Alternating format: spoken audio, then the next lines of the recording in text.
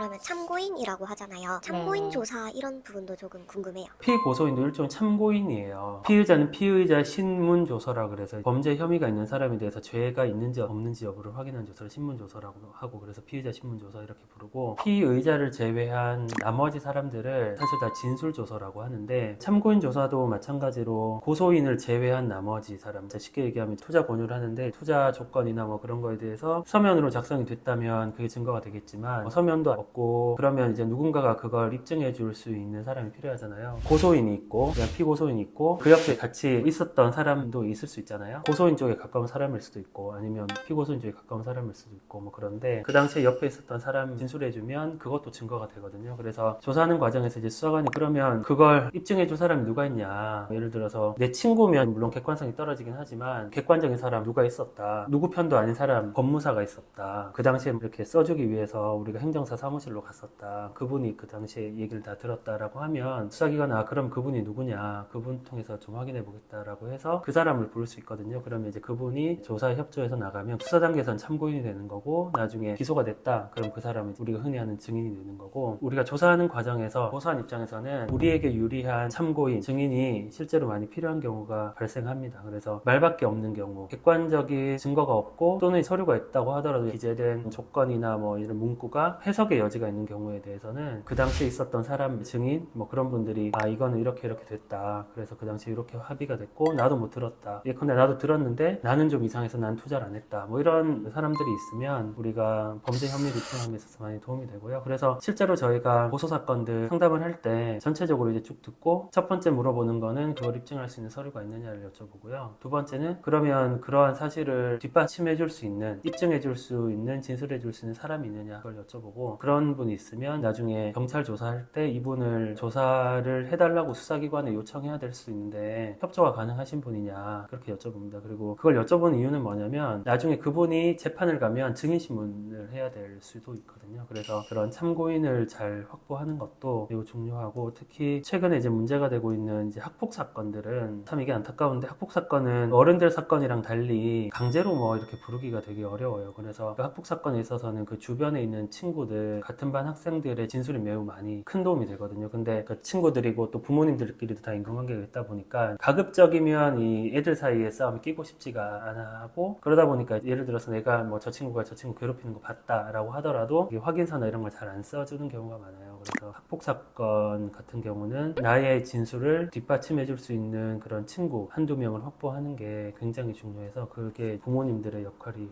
그래서 되게 중요합니다.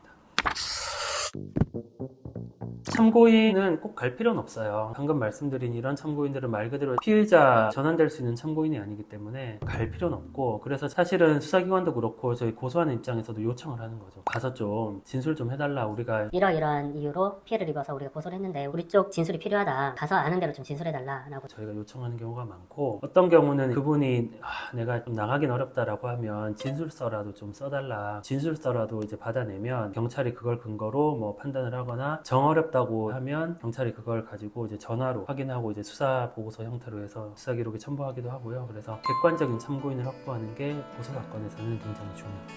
저희가 예상한 질문이, 이런 말은 그렇지만 99% 맞아요. 다들 놀랄 정도로